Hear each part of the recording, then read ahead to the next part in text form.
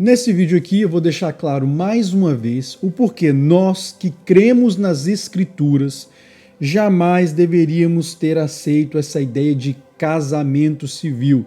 Mas infelizmente muitas pessoas que dizem crer nas Escrituras, aliás a maioria das pessoas, também acham importante nós nos casarmos perante o Eterno, mas também perante os homens. Nesse vídeo aqui eu até preparei um slide rápido para mostrar para vocês como no último século o casamento civil foi degringolando a tal ponto e se degenerando que hoje ele já não significa mais absolutamente nada. Agora, o que pouca gente sabe é que a origem do casamento como um contrato civil objetivava exatamente isso: destruir completamente a ideia de casamento e de família.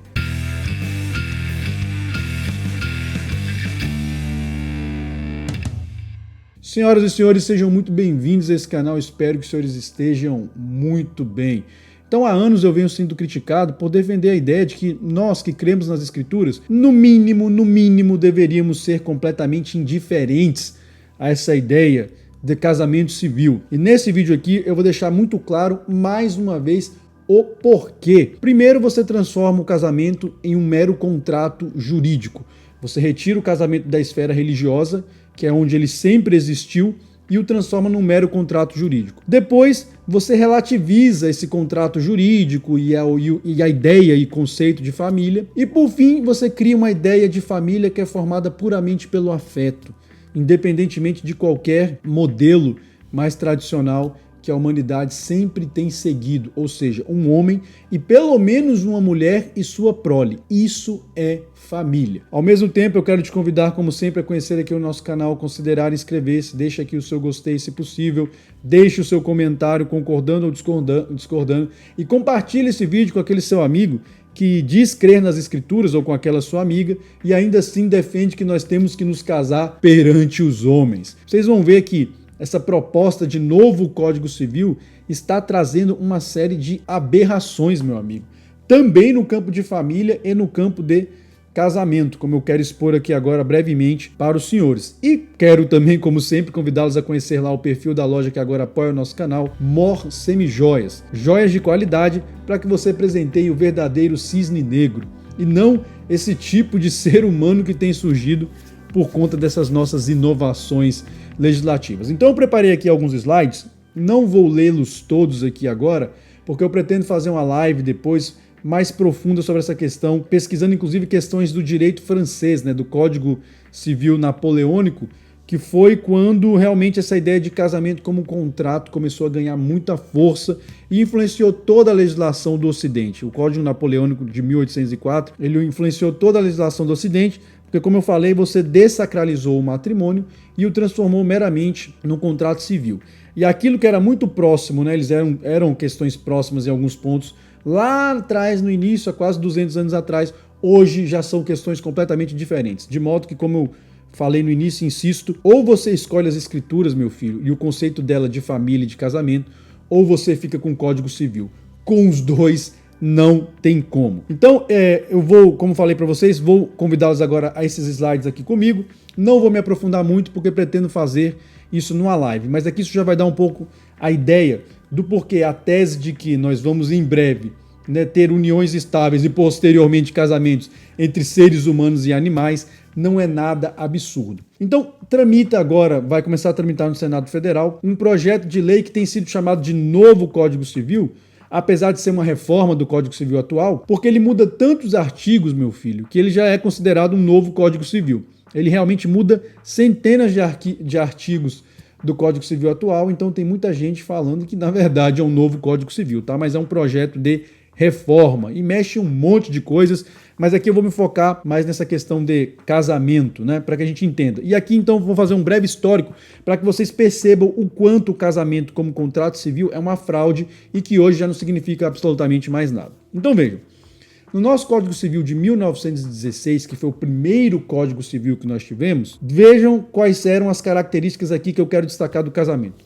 Primeiro, já era um casamento civil, ou seja, exigia-se que o casamento fosse registrado, embora, como acontece ainda hoje, se aceitasse uma cerimônia religiosa ou qualquer outro tipo de cerimônia. Mas tinha que haver um registro civil já desse casamento. Então já exigia isso, mas reconhecia o casamento apenas entre homem e mulher. Era um código que não reconhecia divórcio e, por fim, o homem era o chefe da família. Isso estava no artigo 233. Então vejam, era uma ideia de casamento civil já, influenciada pelo Código Napoleônico, né, sem dúvida alguma, mas isso eu vou me aprofundar um pouco mais na live, mas ainda era algo mais ou menos próximo daquilo que as escrituras estabelecem, ou seja, um casamento realmente é algo feito entre um homem e uma mulher, não existe divórcio à luz das escrituras, e o homem realmente é o chefe da família, ele é o cabeça da família, como nós vamos ver quando nós formos analisar realmente qual que é o paradigma das escrituras. Então vejam, era um modelo que, embora fosse um contrato jurídico, se assemelhava um pouco a própria ideia das escrituras. Então é um código que já tem, né, perdurou ao longo de todo o século XX, mas foi sofrendo as influências do progressismo, do feminismo e de diversas correntes de pensamento jurídicas mais de vanguarda, né, entre aspas. Mas enfim, que a gente já sabe que a agenda ela serve. Veio então o Código Civil de 2002, já fruto de toda essa evolução do pensamento social, psicológico e jurídico, enfim, antropológico, ao longo do século XX. Então, muito influenciado, inclusive, pela Constituição, que já reconheceu o divórcio e a união estável, o Código Civil de 2002, ele reconhece, né, o casamento civil como o único válido, continua aceitando, né, o casamento religioso ou a cerimônia religiosa, mas ela tem que ser registrada. Então ele reconhece o casamento civil, mas ainda só entre homem e mulher. Isso o Código Civil, porque nós vamos ver que a jurisprudência, né, como sempre, fez grandes avanços. Agora, aqui nós já temos uma diferença. No Código Civil de 2002, homem e mulher dividem o comando da família. Isso está lá no artigo 1511. Então, homem e mulher têm direitos e deveres iguais na sociedade conjugal. Então, isso já foi uma diferença em relação ao Código Civil de 1916. Veja que nós já tivemos aqui uma degeneração comparando com o modelo das escrituras. É um código que já prevê, então, o divórcio que foi introduzido na década de 70 do século passado. Está lá previsto no artigo 1571, inciso 4 do atual Código Civil. Então, vejam, nós saímos de um modelo em 1916 que não permitia o divórcio. Você tinha lá a figura do desquite, né? Eu esqueci de falar. O desquite era o seguinte, as pessoas deixavam de ter os deveres que, enfim, relativos a pessoas casadas, mas continuavam casadas. Elas não podiam se casar novamente. É mais ou menos o que a Igreja Católica faz até hoje. A pessoa era desquitada, mas não poderia ter um outro casamento. Era para o resto da vida. Então, o Código Civil de 2002, ele já autoriza o casamento. Ele já autoriza o divórcio. Posteriormente, foi então introduzido, porque vejam, no Código Civil de 1916 e no de 2002, inicialmente, para que a pessoa desfizesse esse contrato jurídico de casamento, isso só era permitido diante de um juiz.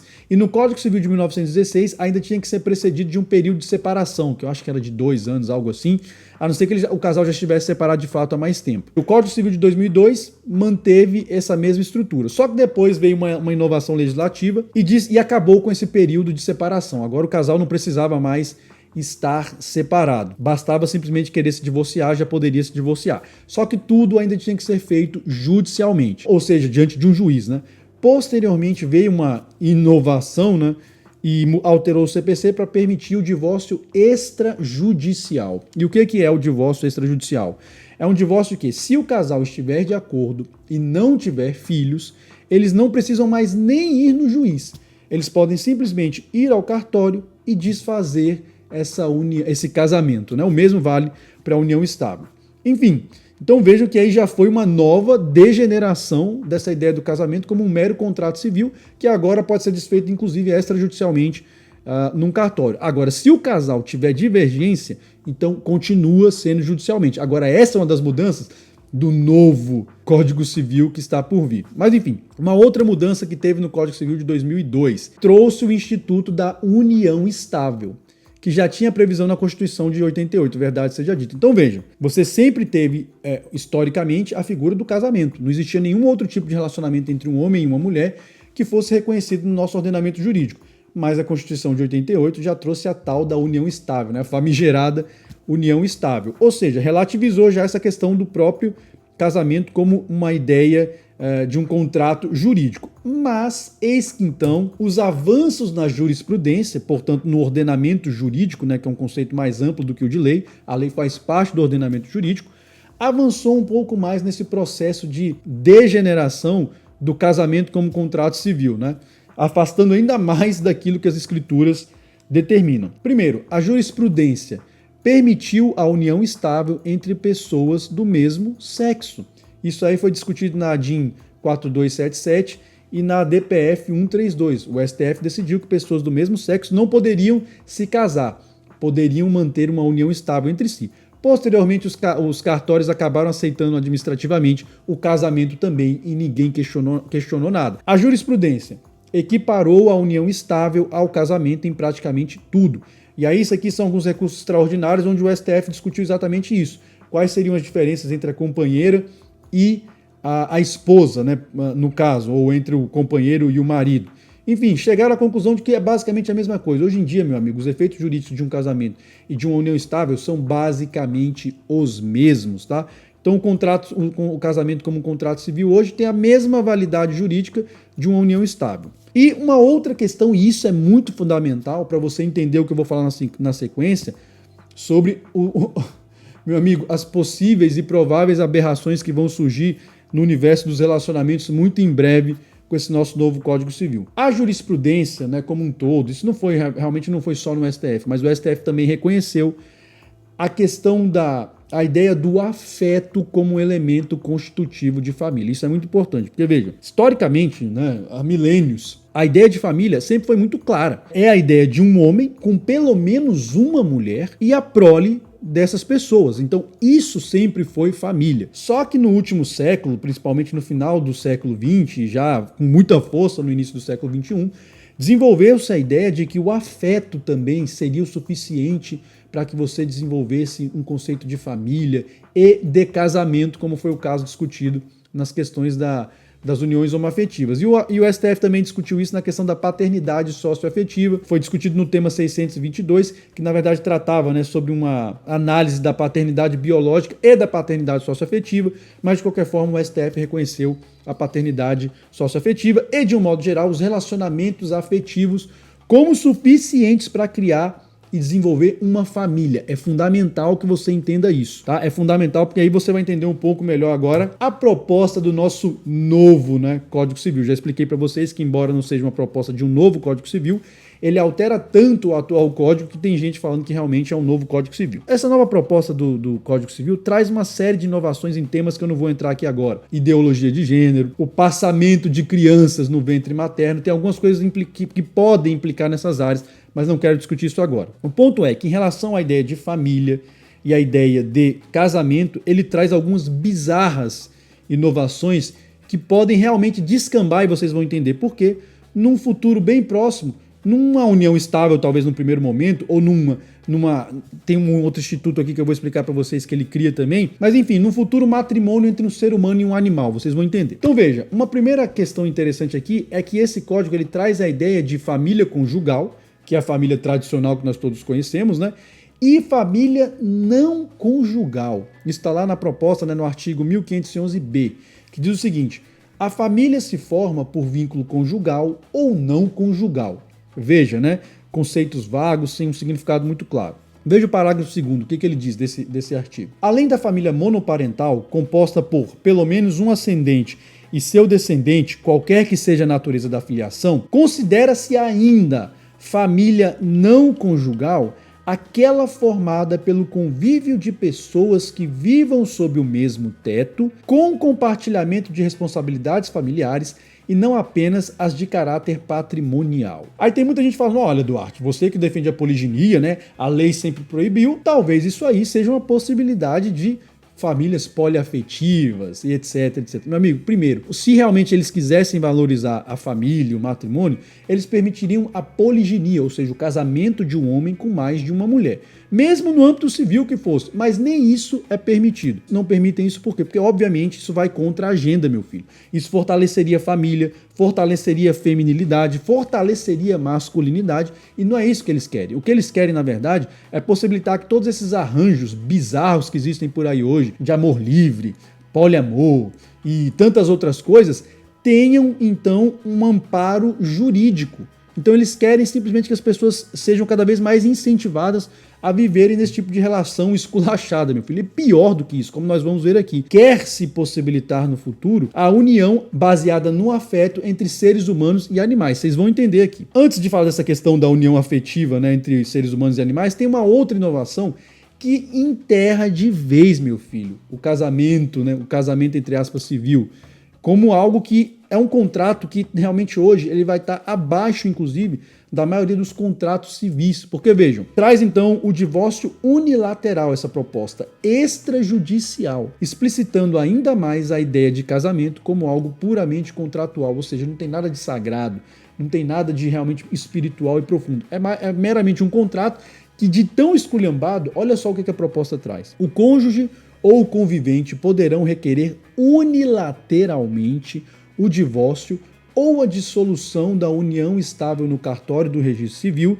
em que está lançado o assento do casamento, ou onde foi registrada a união, nos termos do parágrafo 1º do artigo 9º deste código. O que está sendo isso aqui? O que é isso aqui na prática? Hoje, meu amigo, você ainda precisa de um juiz se não tiver acordo entre o casal. Se essa proposta for aprovada, você vai simplesmente poder ir até o cartório, mesmo que não haja acordo entre os cônjuges, e um deles vai poder dar término, vai simplesmente acabar com esse casamento, entre aspas, como sempre, ou com essa união estável. Então vejam, meu amigo, nem contrato de aluguel você pode fazer isso, rescindir assim unilateralmente. Você precisa ali de uma discussão jurídica ou no mínimo de um acordo. Agora, o casamento nessa instituição tão importante para a sociedade vai poder ser desfeita unilateralmente por qualquer um dos cônjuges, pode ser o marido ou a esposa, né? Ou o convivente, no caso da união estável. É algo bizarro, mostra o quanto essa ideia de casamento como contrato civil, né, o casamento perante os homens, é algo ridículo e que, como eu falei, jamais deveria ser considerada por nós que seguimos ao Altíssimo. Mas enfim, aqui é que a coisa começa a ficar muito bizarra.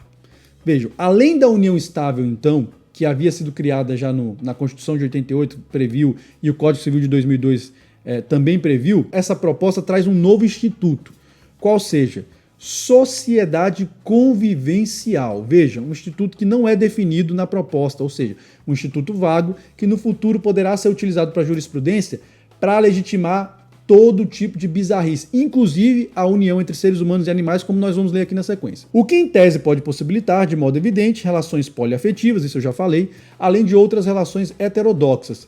Também, né, isso é o pior, relações animalistas. E por que eu estou dizendo isso? Vejam o que diz o artigo 19 dessa nova proposta, né, de reforma do Código Civil. A afetividade humana também se manifesta por expressões, vejam, a afetividade, por expressões de cuidado e de proteção aos animais que compõem o entorno sociofamiliar da pessoa, podendo dela derivar a legitimidade para a tutela correspondente desses interesses e pretensão reparatória de danos. Agora vejam o que diz o artigo 91A dessa proposta.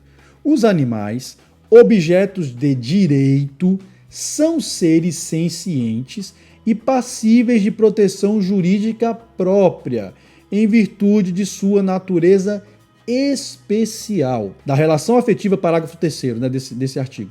Da relação afetiva entre seres... Olha, veja, relação afetiva entre humanos e animais pode derivar legitimidade para a tutela correspondente de interesses, bem como a pretensão reparatória por danos experimentados por aqueles que desfrutam de sua companhia. É uma redação muito estranha, porque vejam, no atual Código Civil, os animais são tratados como semoventes, ou seja, não é necessariamente um bem móvel ou um bem imóvel, eles estariam ali numa categoria mista, né? Algumas pessoas da doutrina dizem isso. Mas vejam, eles não têm personalidade. E o que essa proposta está trazendo é basicamente isso, os animais teriam uma espécie de personalidade jurídica.